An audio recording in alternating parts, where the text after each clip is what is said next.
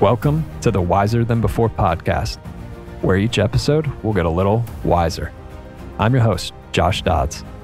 On this episode of Wiser Than Before, we're talking about 3 popular and outdated ways to think about your health. This is a follow-on from last week's episode when I talked about 3 new ways to think about your health. Now, the idea for both these episodes is this. We carry a lot of assumptions and belief about health. This is good for me. This is bad for me. I should do this. I shouldn't do that. And these ideas get passed on from generation to generation.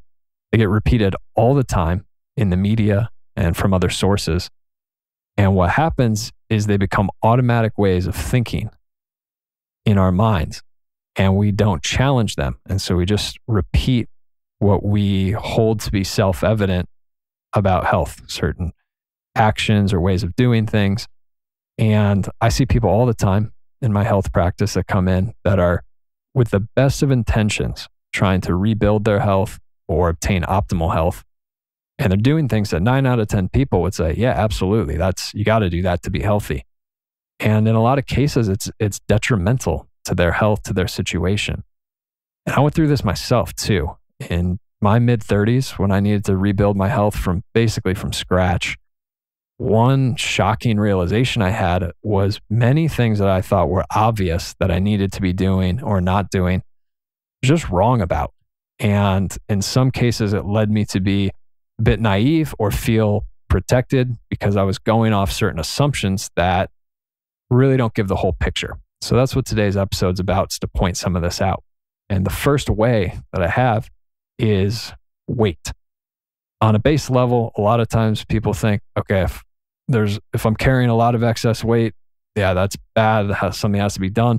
But if I'm not, then I'm good to go. Then I'm pretty healthy. That is not the whole picture. That was a mistake I made. I grew up playing sports. I was a collegiate athlete and never carried much excess weight. If anything, maybe too little. And so at that point in life, I just kind of assumed like, all right, I feel good. Weight's good. I must be healthy. I could pass these fitness tests and play in these games. I'm a really healthy person. And the truth was there's a lot going on beneath the surface. So I want to point out some examples that people can keep in mind for themselves. Other more advanced or deeper ways of looking at health metrics. First one is the state of your immune system. So do you have allergies? Do you react to things? Is your immune system waging war on benign substances like pollen or foods or anything else, pet dander, that human beings have evolved with and lived with for millions of years? And for some reason, your immune system is in a daily battle. That'd be one example that there's something going on beneath the surface that maybe you can't see. Definitely something to look into because it can just spiral downwards. It generally doesn't stay the same. Another example would be low-grade chronic infections. So these would be things that are going on beneath the surface. Maybe you don't even have symptoms from, but the body hasn't totally cleared. An extreme example that I have is in my mid-20s, I did a lot of backpacking through developing countries and got a lot of food poisoning, traveler's diarrhea, picked up some parasites, God knows what else. And I thought that because I got over the symptoms, maybe a weekend or a week of being sick, vomiting, sweating, chills, shivering, thought once I got over those symptoms, I was just like a bad flu and okay, I'm good to go. Many years later, came to find out some of those same pathogens were active and showing up on tests and were part of what led to my declining health and then a health collapse. So these things can be hanging out beneath the surface, and knowing what I know now, I really wish I would have looked into that more and learned how to help the body fully eliminate them. And a final example would be on the other side. Someone carrying excess weight.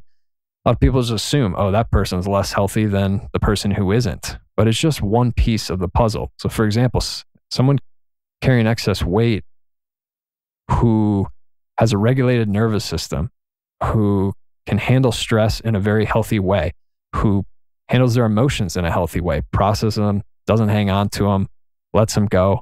Person who's very joyful about life. They have a lot of friends and supportive family. They enjoy their job. They enjoy their free time. They are able to relax. They sleep well, rest well, and recover. That person could easily be more healthy overall than, say, the old version of myself that had a lot of physical fitness, at least on the outside, but had a lot going on inside that wasn't healthy. So you'll hear me talk a lot about nervous system health on this podcast, and somebody with a healthy, well-regulated nervous system, in my opinion, is in a better place than almost anybody to recover health or to achieve optimal health, even if they're carrying excess weight. Like, that's a much easier thing to handle in general than somebody who has a wired nervous system, is walking on eggshells, overly intense, adrenaline surges all the time, kind of goes about their daily life in an adrenalized way. That takes a little more work in my experience. All right. So the second way to think about health that's a bit outdated is what I'll call physical exertion. So a lot of people have been taught that, you have to exercise really hard. The harder, the better. Push yourself. And if you do that, then you did something great for your body, and you're one step towards health. A lot of people will do this, what I just described, to offset whatever, eating things they don't normally eat, or, a weekend of partying or something like that. And firstly, it doesn't work like that. It's not just like trade this for that. There's more to it than that, and how it all works in the body.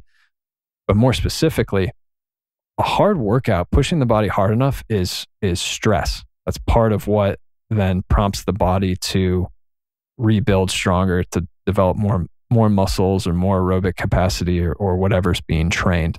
But a person who, if you don't have optimal health, or you've got maybe some of these things beneath the surface going on that I previously mentioned, the last thing the body needs is more stress. It's already under stress. It's just not obvious to you or the people around you. And a much faster path to good health, and then you can build up to whatever physical fitness you want. But a lot of times it's like, what's the point of trying to build up to good physical fitness if the interior of your body, your hormones are wrecked, your digestion is wrecked, your energy, fatigue is out of whack? Then just trying to push the body to have physical fitness or outward fitness, that can be detrimental to the body. And I've worked with a lot of clients who came in, they were trying to lose like some postpartum weight or some excess weight that was just hanging around, and they're going to CrossFit, they're running marathons. I mean, it is not from lack of effort. They're watching their diet, sometimes heavily restricting their diet, and the scale doesn't budge. I'm talking not even 1 pound. And the reason for that is because their body's already in a stress state. It's trying to heal. That stress state can equate to fight or flight response in the nervous system, which is life or death. So some innate part of the body feels it's a life or death situation. Then we push it through CrossFit workout or whatever, and it just pushes the body into a red line, into more stress. And the last thing it's going to do in a fight or flight situation, life or death situation, is let go of extra resources. Also, if the body's holding on to, say, toxins, and that's why the extra weight is held, because the person's detox pathways are a little clogged up, not optimal. So the body can't get rid of the toxin, can't fully release it. Well, it may package it up and put it in the adipose tissue rather than having that toxin be somewhere more dangerous, like inside of an organ, for example. So in that case, I find with a lot of clients, it does not matter how hard they push their body is helping them, and is not going to let that toxin go until it can safely be eliminated from the body. So those are a couple examples of where just pushing the body harder is not actually the best. Now, that's not to say exercise isn't helpful. It's great. But I think about it more in terms of movement. I mean, we're built to move. every day, multiple hours a day. But it doesn't have to be pushing it hard. I mean, if you want to train for something or that's, the activity you like doing, then great. But let's understand that isn't automatic health. And a lot of times it's actually stressful and you're choosing to stress the body because it's an activity you like and a level of fitness you want to obtain. I mean, if you take it to the extreme, we could look at bodybuilders. I heard a bodybuilder say this week that they never looked better, but never felt worse at the peak of their competing and conditioning. So they have this body with all of these muscles that are, very easy to see, but that came with a price. They push the body and there's stress on the body. Another more surprising one might be dancers or ballerinas, for example. Ballerinas really, at the higher levels, really push their bodies hard to be able to do what they can do. And from the outside, people look at them like, oh, they're slender, they're so athletic, they must be healthy.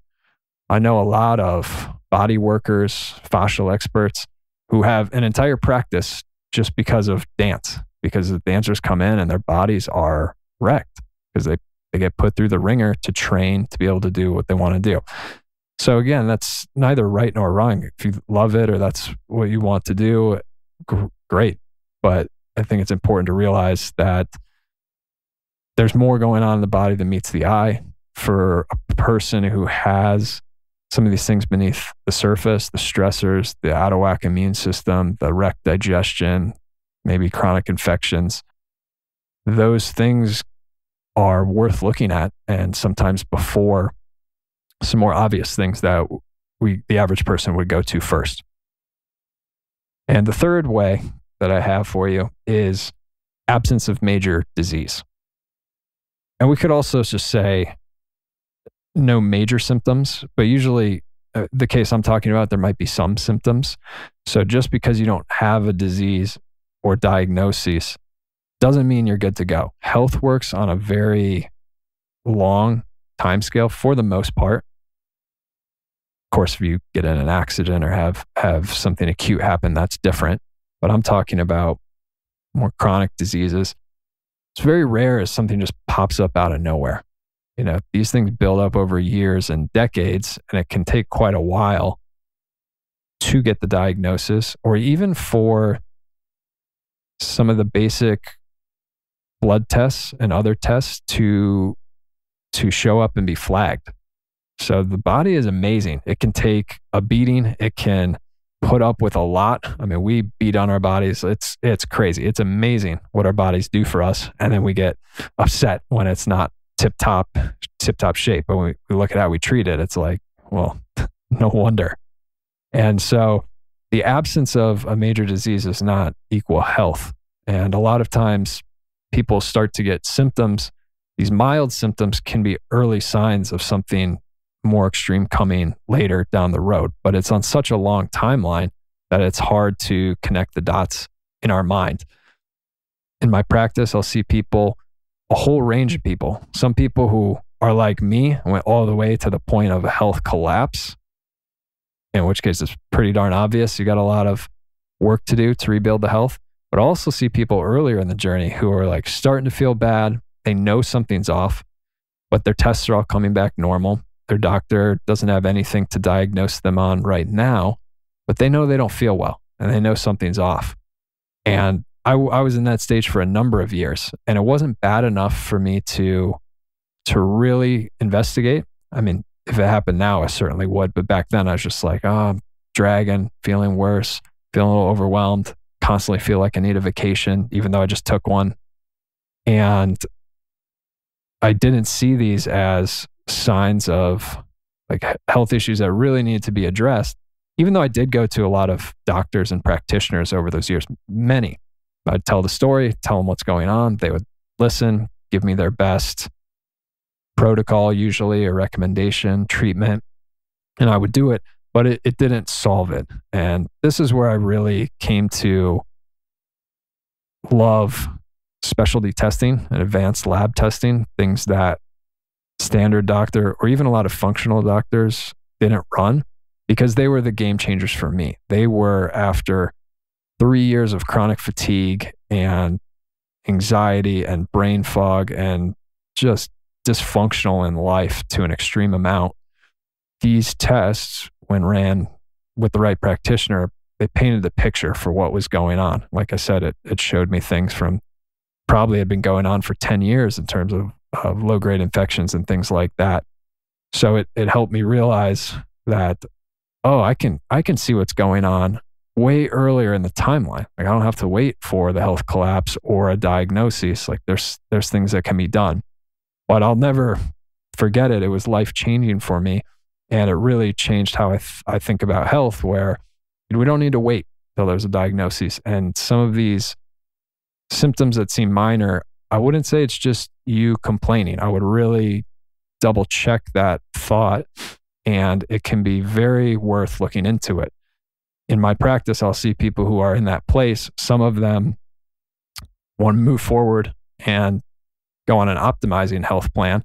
Some of them choose not to, and they're like I used to be. And if they don't find the right program or way to turn things around, then a year later, 2 years later, they're going to come back and we're going to have a lot of work to do. They're going to be like I was at the collapse. So the theme with a lot of these, as you can see, is there's more than meets the eye. And the second one is that it's not just about stressing and pushing the body. There needs to be an understanding of what's going on inside, and then the right support and plan from there. So I hope this gives you some new ways to think about your health, maybe head some things off early. I would have loved to have heard something like this back then, so that's why I'm sharing it now. If you found it useful, or you know somebody it would be useful for, please share it. That's how we get the word out, and the only way the show grows, and we can share more of this information with the world. And I will see you next week for more episodes. Until then, stay wise. Hey there. I hope you enjoyed this episode and that you feel you're walking away wiser than before. I want to bring you even better episodes in the future. One way you can make sure that happens is by rating this podcast. The more of you who rate this podcast positively, the better guests I can bring you. Since you and I both know you're not going to do this later, I'll walk you through the 10-second process right now. All you have to do is follow along. Take out your phone and unlock it. Open up Apple Podcasts, Spotify, or whatever app you listen on, and search for Wiser Than Before Podcast and click on the show. In Apple Podcasts, you have to scroll down towards the bottom, past the most recent episodes. When you get to the ratings and reviews section, click on the blank stars to rate. In Spotify, beneath the logo and name of the show, you'll see 3 horizontal dots. They're just to the right of the bell and settings icons. Click those 3 dots, and the second option is to rate the show. Hit the blank stars and fill them in. All done. You can cross that off your to-do list and start looking forward to even better episodes in the future. Thanks for listening, and we'll see you next week, even wiser than before.